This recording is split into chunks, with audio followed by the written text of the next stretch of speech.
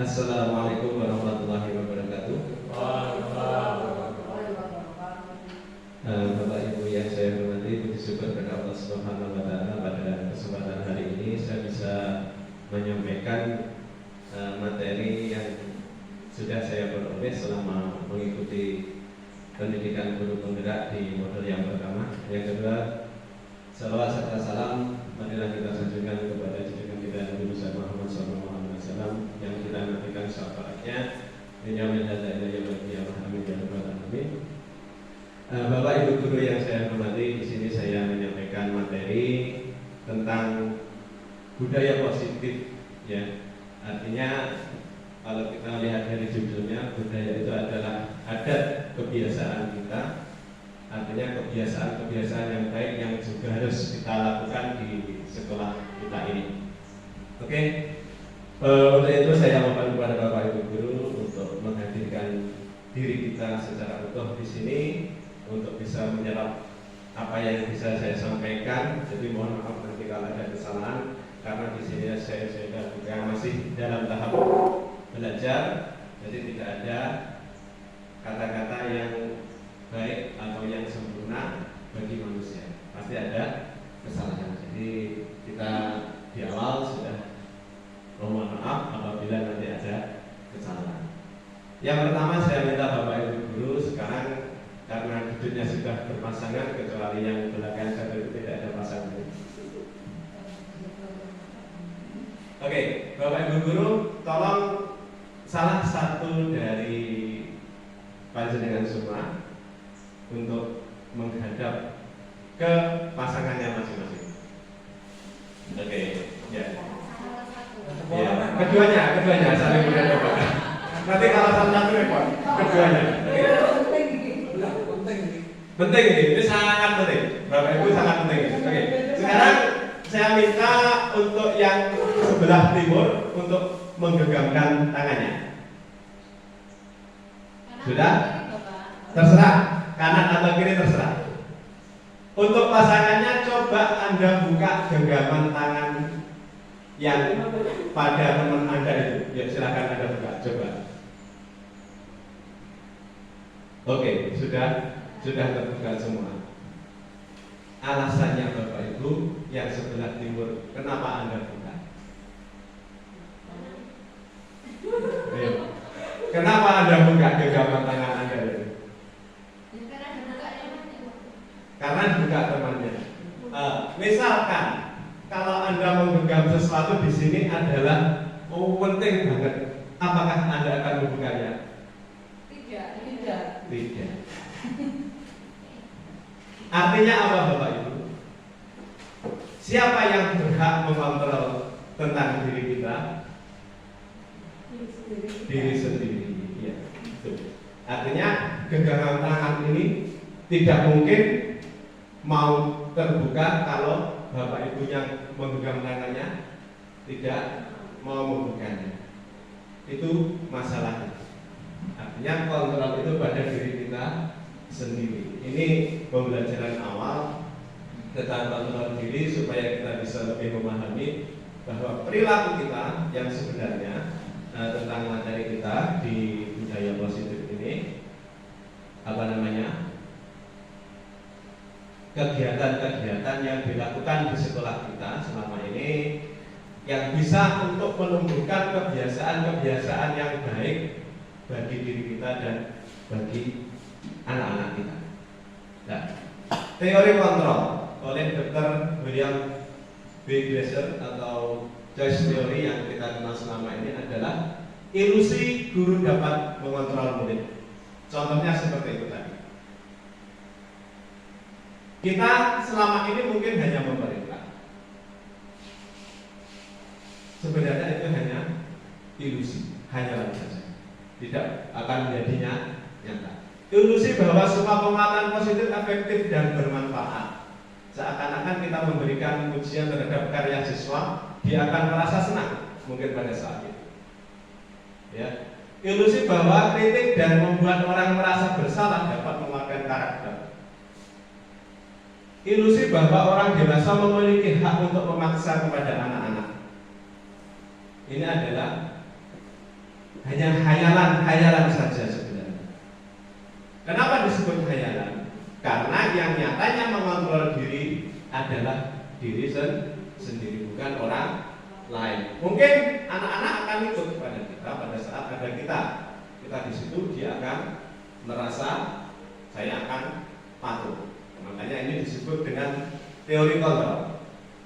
Yang selanjutnya, pembentukan disiplin. Apa yang tersirat di benak Bapak Ibu ketika membicarakan masalah disiplin? Patuh. Oh, anak itu patuh. Selalu datang tepat waktu, pakai seragam. Apakah itu disiplin? Dikongkong selalu manut, selalu nurut perintah. Apakah itu disiplin? Taat pada aturan. Selama ini yang tertera di dalam tas kita apa Bapak Ibu? Tata tertib. Contohnya itu harus dipatuhi oleh anak-anak. Apakah itu disiplin? Yang selanjutnya, hukuman. Apakah kita memberikan hukuman kepada anak-anak itu akan menjadi sebuah mengubah perilaku mereka untuk menjadi orang yang disiplin? Selama ini apa yang kita lakukan? Ayo, Bapak Ibu merasa sendiri, dirasakan sendiri. Apa yang pernah dilakukan pada anak? Apakah saya sering menghukum? Ya, sering tak? Hukum. Itu kebiasaan kita selama ini. Hukum. Gitu. Termasuk saya juga suka menghukum ternyata. Nah itu kita tidak sadar. Ternyata kita ini dalam membentuk perilaku lebih kepada bersikap manis atau hukuman ini. Taat pada tata tertib. Harus patuh pada aturan yang telah dibuat. Ini yang selama ini kita rasakan seperti ini. Yang intinya di dalam kita membentuk disiplin itu adalah menumbuhkan motivasi. Motivasi itu keinginan yang kuat dari diri seseorang, baik yang bersifat intrinsik dari diri sendiri ataupun ekstrinsik dari orang lain. Yang ekstrinsik itu dari orang lain contohnya apa? Pertanyaan saya, setiap orang datang ke sekolah ini pasti mempunyai motivasi tersendiri secara intrinsik maupun ekstrinsik, baik gurunya maupun siswanya itu pasti punya motivasi tersendiri. Kalau gurunya mungkin datang ke sini ya pengen ketemu sama anaknya, sama anak didiknya, gitu ya, kangen sama anak didiknya, itu motivasi, bisa jadikan motivasi. Senang dengan kegiatannya atau datang ke sini mau tujuannya apa, itu motivasi itulah yang sebenarnya menggerakkan pada diri seseorang untuk menjadi lebih disiplin. Ini yang harus kita tumbuhkan sebenarnya pada anak, bukan sedikit-sedikit yang selama ini kita lakukan. Begitu salah, hukum. Nah, ini persoalannya. Ini merubahnya sangat susah sekali Bapak Ibu. Itu terkait dengan motivasi. Tujuan disiplin. Tujuan dari disiplin positif adalah menanamkan motivasi yang ketiga pada murid-murid kita, yaitu untuk menjadi orang yang mereka inginkan dan menghargai diri sendiri dengan nilai-nilai yang mereka percaya. Apa motivasi ketiga itu? Motivasi ketiga adalah kesadaran diri. Ini yang harus kita tumbuhkan. Bagaimana caranya? Ya, pelan-pelan, alon-alon, dengan kita memberikan contoh kepada anak-anak untuk menghargai diri sendiri, bertanggung jawab dengan dirinya sendiri, bertanggung jawab dengan orang lain. Artinya kalau dia datang tepat waktu, itu dia bertanggung jawab dengan siapa? Diri sendiri dan juga menghargai orang lain. Itu yang harus kita tanamkan kepada anak, supaya mereka itu tidak merasa datang ke sini itu karena takut, karena nanti ada hukuman. Tujuan pula dari penerapan disiplin positif adalah agar terbentuk murid-murid yang berkarakter, berdisiplin, santun, santun, jujur, peduli, bertanggung jawab, dan merupakan pembelajar sepanjang hayat sesuai dengan standar kompetensi lulusan yang kita harapkan. Nah, ini kita punya standar isi, standar pembiayaan, ada 8 standar pendidikan itu, sampai yang terakhir adalah standar kompetensi lulusan. Yang kita harapkan anak-anak kita itu mau bagaimana? Ini yang harus kita bawa, yang harus kita berikan kepada anak-anak supaya mereka mampu untuk menjadi pribadi yang berkarakter, disiplin, santun, jujur, peduli, bertanggung jawab. Contoh kegiatannya sudah sering kita laksanakan, termasuk setiap hari Jumat itu kan peduli juga, ada kegiatan peduli bencana dan lain sebagainya. Jujur ini yang sangat susah ditanamkan, ya, karena kadang anak-anak itu ya seperti itu, karena dia juga membawa karakter dari rumah. Tujuan pendidikan kita adalah dalam rangka menciptakan lingkungan positif, maka setiap warga sekolah dan pemangku kepentingan perlu saling mendukung, menghayati dan menerapkan nilai-nilai kebajikan yang telah disepakati bersama. Untuk dapat menerapkan tujuan tersebut, maka seorang pemimpin pembelajar perlu berjiwa kepemimpinan sehingga dapat mengembangkan sekolah dengan baik agar terwujud suatu budaya sekolah yang positif sesuai dengan standar kompetensi pengelolaan yang telah ditetapkan. Kita itu tugasnya apa, Bapak Ibu? Guru sebagai pemimpin pembelajaran. Oke, itu yang harus kita bawa dari rumah. Saya datang ke sini adalah sebagai pemimpin pembelajaran. Bagaimana pembelajaran yang baik? Itu nanti panjenengan bisa merenungkan sendiri, membaca sendiri, karena yang baik itu tidak tergantung pada orang lain. Tidak baik menurut saya, tapi baik menurut panjenengan. Biasanya seperti itu. Pembelajaran seperti itu. Tidak bisa satu contoh saya juga nggak bisa, panjenengan tak contoh aku yo ora iso. Artinya setiap pembelajaran itu ada standar yang harus dilakukan, dan gaya mengajar itu tidak bisa dicontoh oleh masing-masing orang, itu punya karakter sendiri. Sehingga Ki Hajar Dewantara mengatakan, di mana ada kemerdekaan, disitulah harus ada disiplin yang kuat. Sungguh pun disiplin itu bersifat self discipline, yaitu kita sendiri yang mewajibkan, kita dengan sekeras-kerasnya, tetapi itu sama saja. Sebab jika tidak cakap melakukan self discipline itu, wajiblah penguasa lain mendisiplinkan kita, dan peraturan pendidikan itulah yang harus ada di dalam suasana yang merdeka. Artinya walaupun kita itu di dalam sekolah kita punya aturan, tetapi di dalam penerapannya kita juga harus memperhatikan anak supaya tidak merasa terpaksa. Saya suara kilo enak ngantuk silir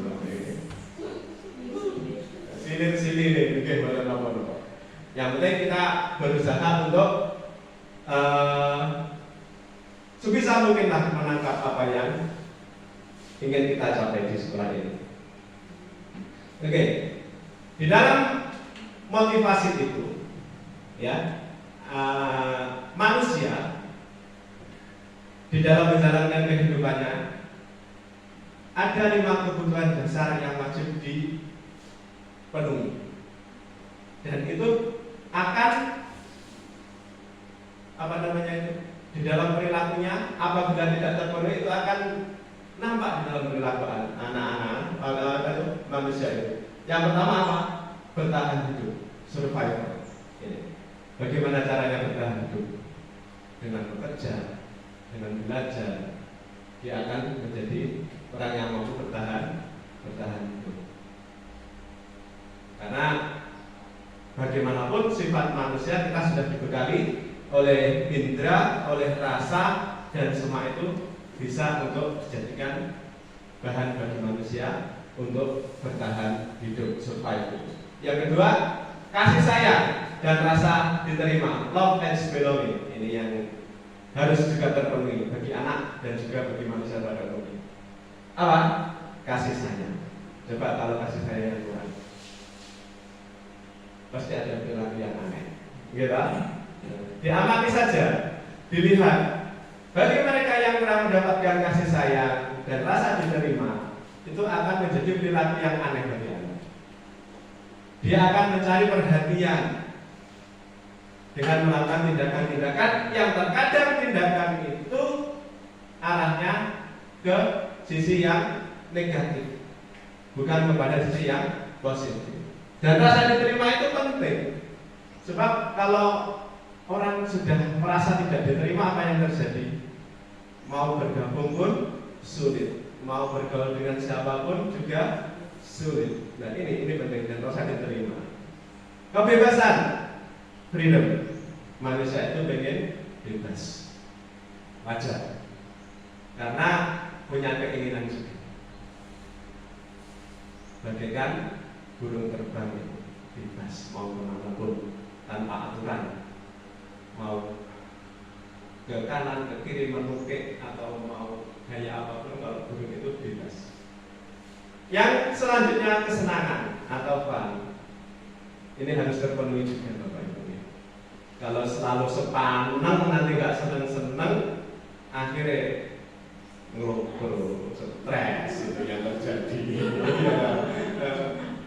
Yang terakhir ada penguasaan atau power. Di sini kita lihat, terkadang kita melihat seorang anak atau itu akan menjadi pemimpin di kelompoknya. Itu dia punya power, dia punya penguasaan terhadap lingkungan sekitarnya. Ini yang harus kita perhatikan. Kita juga demikian, ada lingkaran pengaruh bagi manusia itu ya, bagi kita. Ada yang pengaruhnya sampai siapa di situ, di sekolah, lingkungan pengaruh kita. Kalau saya ya di kelas, pengaruh saya di kelas. Kalau di bapak ibu guru mungkin ya tidak ada pengaruhnya, karena kan kita sama-sama menjadi seorang guru. Nanti lingkaran pengaruh itu penting untuk mengidentifikasi penguasaan kita terhadap lingkungan. Bagaimana pengaruh kita terhadap lingkungan itu nanti akan nampak di situ, ada lingkaran pengaruh. Kalau di luar lingkaran pengaruh, ya sudah, biarkan saja.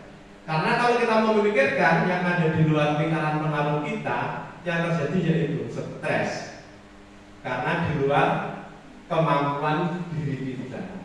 Makanya penguasaan 5 kebutuhan dasar manusia ini paling tidak juga harus bisa terpenuhi. Walaupun ada 1 atau 2 yang kadang kurang terpenuhi, tetapi paling tidak ada kebutuhan utama yang harus terpenuhi oleh seseorang, oleh seorang anak, sehingga dia bisa melaksanakan aktivitas di dalam kegiatannya dengan baik. Kalau tidak, biasanya perilaku-perilaku yang muncul bagi anak yang tidak terpenuhi kebutuhan dasarnya ini cenderung pada perilaku yang bersifat negatif atau merugikan bagi diri sendiri dan juga orang lain. Ya, maka dari proses pembentukan pribadi-pribadi yang bertanggung jawab, maka kita buat yang namanya keyakinan kelas. Apa bedanya dengan aturan? Apa bedanya dengan tata tertib? Selama ini yang kita lihat adalah tata tertib.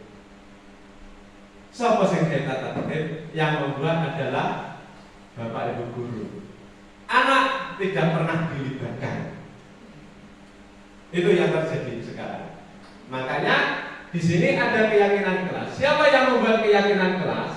Keyakinan kelas ini dibuat oleh ibu bapak guru di kelas dan juga anak-anak. Ya.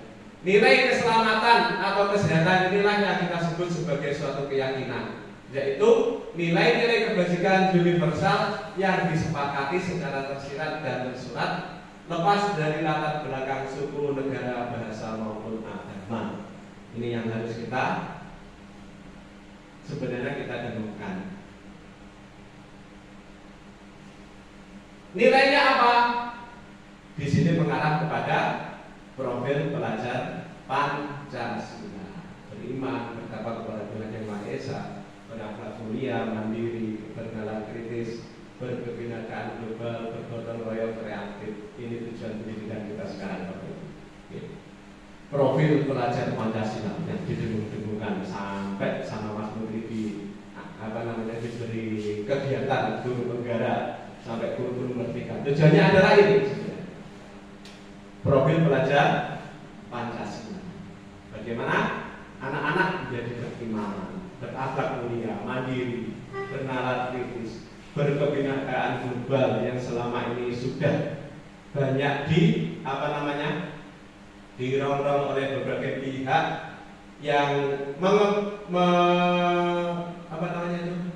mengatasnamakan suku golongan agama tertentu untuk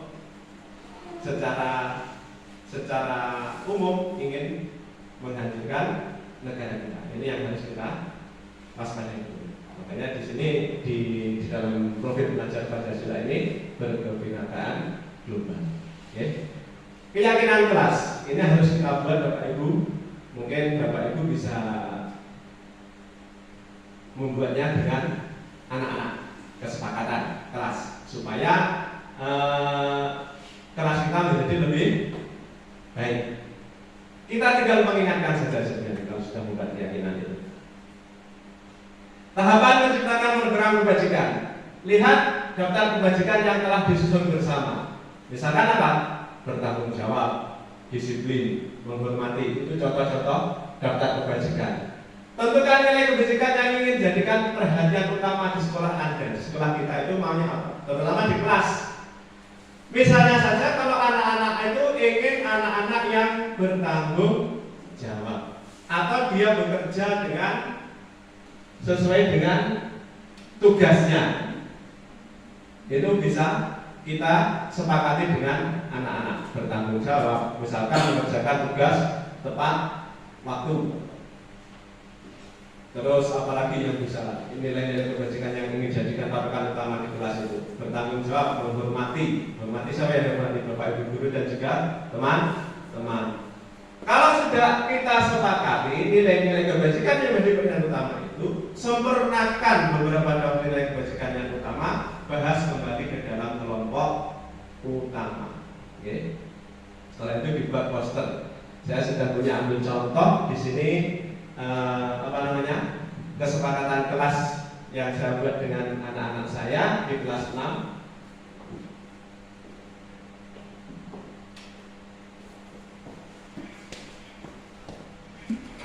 Nah, yuk kosong.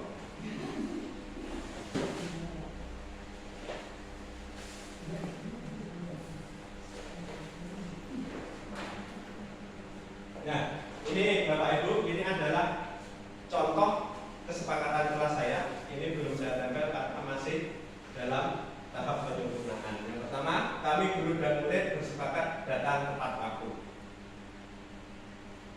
Ini harus menjadi acara utama, misalkan datang tepat waktu. Terus apalagi tidak bertengkar, menjaga kebersihan kelas.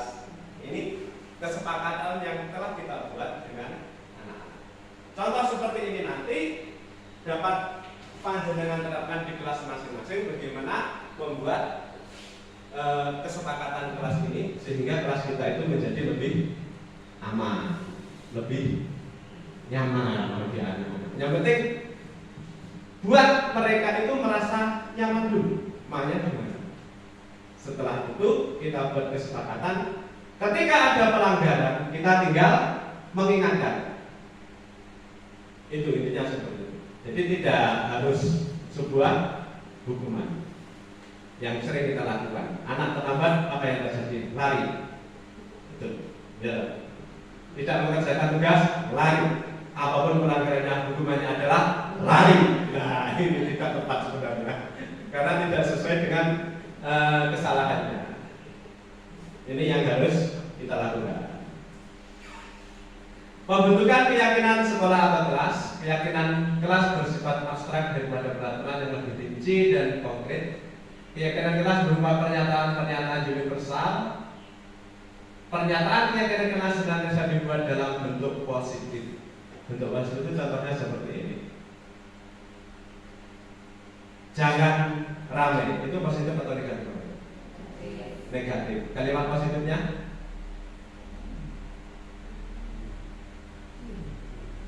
dia lebih baik tidak bersuara.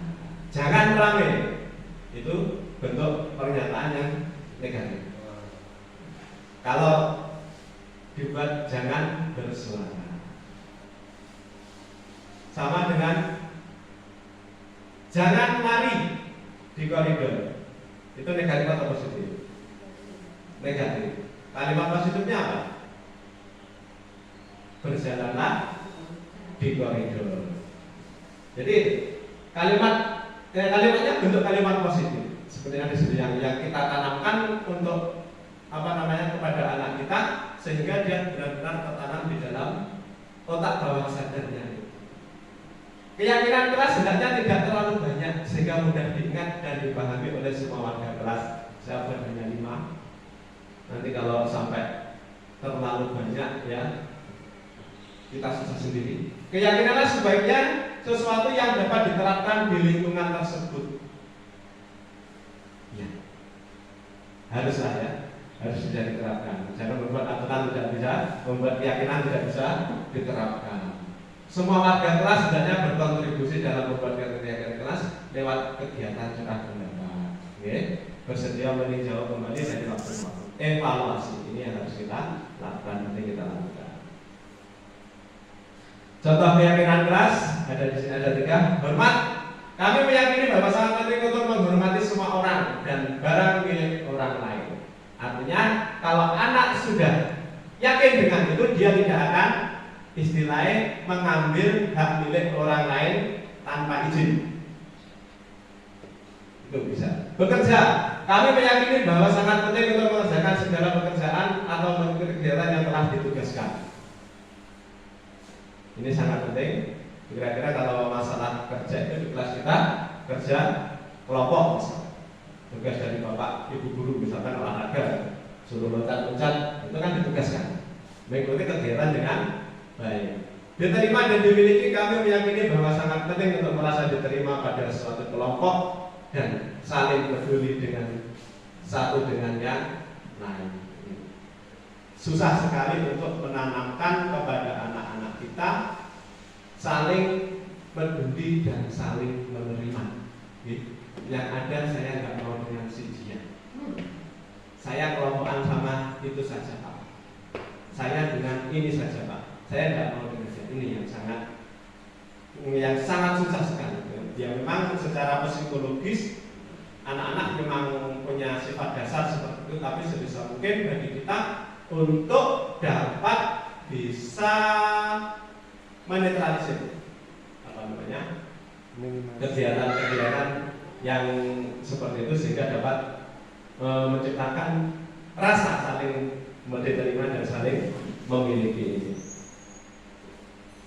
Nah, ini yang sering kita lakukan di dalam yang bisa kita lakukan di dalam kegiatan kita di sekolah. Ada 5 posisi kontrol menurut Janet Gleason.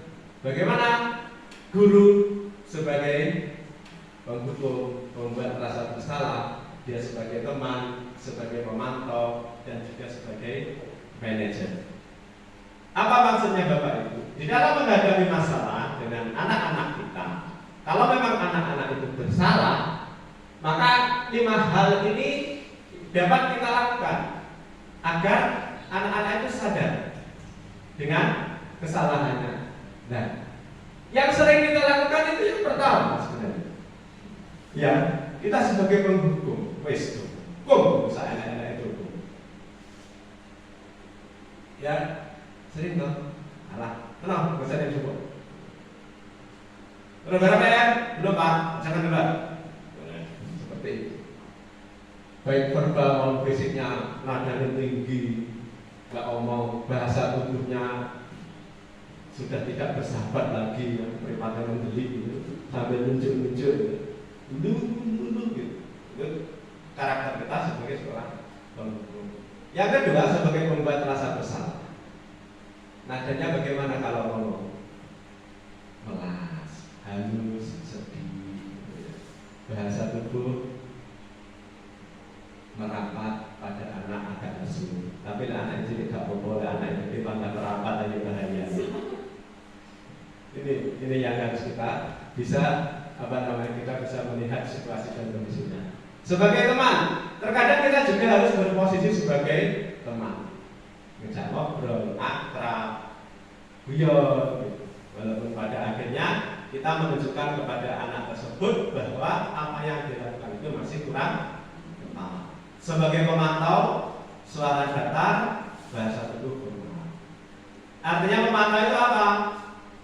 Dengan kita membuat keyakinan itu, kita tinggal mengingatkan sebagai pemantau, si A, kamu melakukan ini. Apa yang harus kamu lakukan? Lihat daftar keyakinan kita. Apa? Manajer. Kalau seorang manajer ini biasanya yang lebih tinggi derajatnya. Biasanya kepala sekolah. Ini tugasnya kepala sekolah. Tulus, tidak kaku, mendekat ke murid. Kalau manajer ini biasanya memberikan solusi terhadap permasalahan. Itu manajer. Loh, kita sering apa? Yang sering kita lakukan selama ini adalah sebagai seorang penghukum saja. Padahal di dalam kegiatan kita kemarin itu lebih ditegaskan kita di dalam menjalankan menyelesaikan masalah yang kita pada posisi teman dan pemantau itu di guru. Apa tujuannya? Supaya anak-anak secara psikis dia akan lebih baik daripada kena hukuman yang sering kita lakukan itu. Itu secara psikis akan berpengaruh kepada siswa. Nah, ini proses di dalam tahapan menyelesaikan masalah ada segitiga restitusi, yaitu validasi tindakan salah, menstabilkan identitas, dan menanyakan keyakinan. Ini yang harus kita lakukan, yang bisa kita lakukan di dalam menyelesaikan masalah bagi siswa. Segitiganya seperti ini disebut dengan segitiga restitusi. Apa yang harus dilakukan di dalam setiap tahapan? Misalkan ada anak berbuat salah, maka yang bisa kita lakukan kepada anak itu apa? Kita ngomong saja, berbuat salah itu tidak apa-apa. Tidak ada manusia yang sempurna. Saya juga pernah melakukan kesalahan seperti itu. Itu namanya menstabilkan identitas. Ini yang bisa kita lakukan. Nah, apa bedanya? Kalau langsung kita bicara, kamu bersalah, apa yang terjadi? Kira-kira anaknya itu ngambek atau malah sembuh? Bisa jadi malah ngambek, gitu. Bisa jadi malah ngambek, dia tidak mau akan menuruti kita. Makanya dilus, bahasanya dilus. Kita bisa menyelesaikan ini. Bapak Ibu tertarik mencari siapa yang salah, tapi Bapak Ibu ingin mencari solusi dari permasalahan ini. Kamu juga berhak merasa begitu.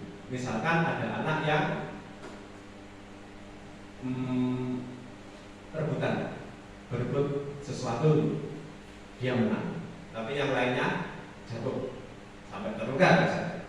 Kamu juga berhak merasa begitu. Berhak untuk memperebutkan, tapi harus ingat yang lain. Ini bahasa-bahasa. Apakah kamu sedang menjadi teman baik buat dirimu sendiri? Ini bahasa-bahasa yang bisa kita lakukan apabila kita menyelesaikan masalah di tahap menstabilkan identitas. Yang kedua, validasi tindakan yang salah, validate misbehavior. Padahal kamu bisa melakukan apa yang lebih buruk dari ini ya. Misalkan ada anak berkelahi gitu. Kalau bahasa kasarnya, kamu bisa melakukan hal-hal yang lebih jelek dari ini. Itu dia akan merasa bagaimana kira-kira? Apa merasa dia akan langsung melakukan tindakan yang lebih jelek, atau dia akan merasa sadar? Ini yang harus kita lakukan kepada anak. Kamu pasti punya alasan mengapa melakukan hal itu. Misalkan anak salah, alasannya apa? Tapi tidak langsung ditanya apa alasan kamu melakukan tindakan ini. Apa yang harus kita tanyakan? Kamu pasti punya alasan mengapa kamu melakukan itu. Coba jelaskan kepada saya. Oke. Yang ketiga, kamu patut bangga pada dirimu sendiri karena kamu telah melindungi sesuatu yang penting buatmu. Misalkan ada bukunya atau barangnya yang mau direbut atau dipinjam tetapi tidak boleh. Terus, itu sering terjadi Bapak Ibu nih.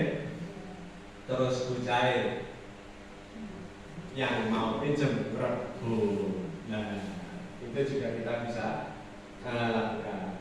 Kamu boleh mempertahankan sikap itu, tapi kamu harus menambahkan sikap yang ini lebih tinggi lagi. Artinya ada hal-hal yang harus kita lakukan secara positif. Nah, ini ketika kita sudah melakukan itu, yang terakhir dalam tahapan studi garis diskusi adalah menanyakan keyakinan, check the belief. Ya, ini yang artinya keyakinan-keyakinan yang sudah kita sepakati itu tadi kita jadikan acuan di dalam kelas kita, bisa juga di keluarga, bisa juga di rumah. Nanti bisa dibuat poster gede itu supaya anak-anak bisa lebih disiplin, lebih bertanggung jawab. Menanyakan keyakinan ini, apa menjadi keyakinan kita selama ini? Misalkan kalau anak berkelahi, apa nilai umum yang kita sepakati? Apa bayangan kita tentang kelas yang ideal yang kemarin kita sudah sepakati? Misalkan dilarang berkelahi, dilarang tidak berkelahi, tidak melakukan kegiatan yang merugikan orang lain, membantu orang lain. Ini kita bisa menanyakan keyakinan ini pada tahap yang terakhir, di mana ketika anak-anak yang sudah posisi emosinya itu sudah diturunkan melalui validasi tindakan salah, menstabilkan identitas, validasi tindakan salah, itu ketika anak sudah emosinya sudah stabil, baru kita menanyakan keyakinan yang sudah kita buat bersama supaya anak-anak bisa bertindak lebih baik. Oke, Bapak Ibu, itu yang dapat saya sampaikan terkait dengan budaya positif di sekolah kita. Mudah-mudahan apa yang saya sampaikan ini bisa bermanfaat bagi diri saya, bagi diri panjenengan semua, bisa menambahkan wawasan kita di dalam menjalankan tugas kita, bisa meningkatkan motivasi kita di dalam bekerja, di dalam belajar, baik di rumah, di sekolah, yang merupakan wadah kita untuk berinteraksi antara satu dengan yang lain. Mungkin Bapak Ibu ada yang mau memberikan tanggapan, pernyataan, atau pertanyaan, monggo. Mas, kontak ragelum, dikasih ragelum, nggak terus tinggi. Upaya Bapak Ibu seperti itu, ya, gitu. Kalau disuruh tanya tidak mau, diberi pertanyaan juga tidak mau, terus kamu pilih. Kalau pilih. Oke Bapak Ibu, terima kasih sudah mendengarkan saya. Mungkin gini lah, ya. Untuk melek ini. Oke, sebetulnya dari sekian yang diuraikan itu tadi, sebetulnya semuanya sebetulnya kita tidak jalankan. Cuma permasalahannya kita itu nggak pernah menyadari itu kita jalankan. Sebetulnya itu. Terus yang jadi permasalahan itu sebetulnya faktor tumak nimahnya ini yang belum, Pak. Intinya itu di situ sebetulnya. Karena budaya menulis, ngecek ngomong ini sakwis seperti saya wis ngerti apa cara dim-diman ngono. Jadi dibiasakan untuk kegiatan menyusun kegiatan secara tertulis yang nantinya bisa untuk meningkatkan kinerja masing-masing individu. Jadi itu yang bisa saya sampaikan. Assalamualaikum warahmatullahi wabarakatuh. Oke, terima kasih atas pernyataannya Pak Zainal. Nah, itulah yang menjadi masalah. Sebenarnya kita sudah melakukan itu semua, tapi tidak tahu. Secara teorinya tidak tahu. Aku ini apa? Itu masalah. Sering kita lakukan, tetapi tidak tahu apa yang kita lakukan. Makanya di sini dimunculkan ide-ide seperti ini supaya Bapak Ibu juga bisa mengetahui. Ternyata di dalam menyelesaikan masalah kita sudah sering melakukan. Tetapi yang jadi masalahnya kita tidak mengetahui. Kemarin juga dibahas seperti itu. Sebenarnya Cuma persoalannya adalah kita tidak tahu apa itu validasi masalah, apa itu keyakinan, itu kita masih belum tahu. Kita cuma melaksanakan saja, jalan itu sudah kita laksanakan sebenarnya. Tetapi yang jadi masalah sekarang adalah kalau katanya Pak Jenderal Tumakninah dan istiqomah, itu harus kita lakukan di dalam kegiatan kita sehari-hari.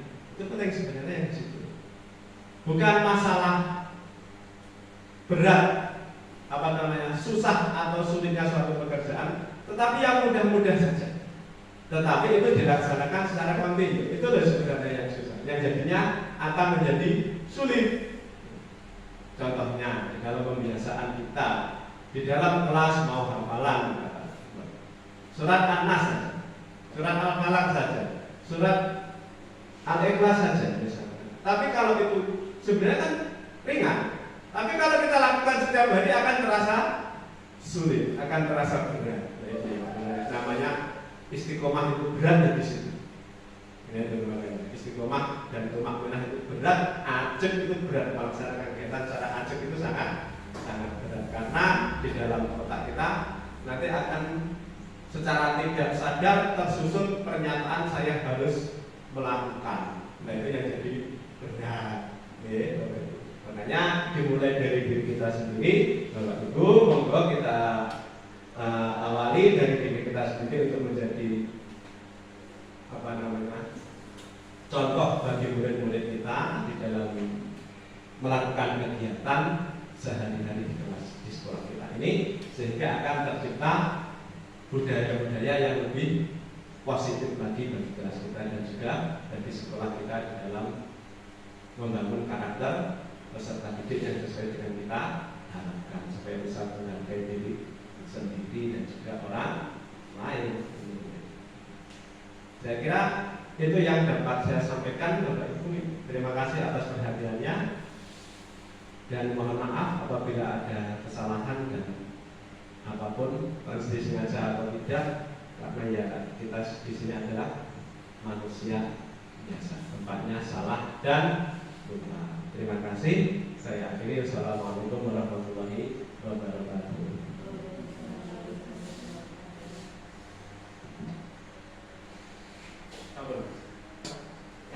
Heng, tidak kuat. HP-mu 42 menit tidak kuat. Saya terakhir penutupan terakhir.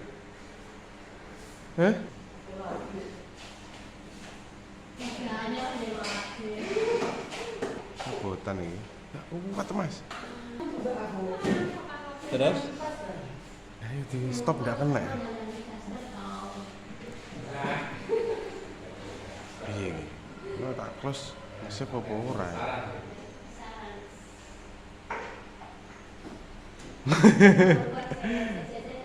Yuk, iya iki. Iki gak iso berarti kudu bukan HP, kamera recorder.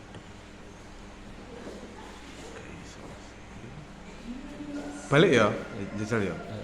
Iki gak kena, Pak.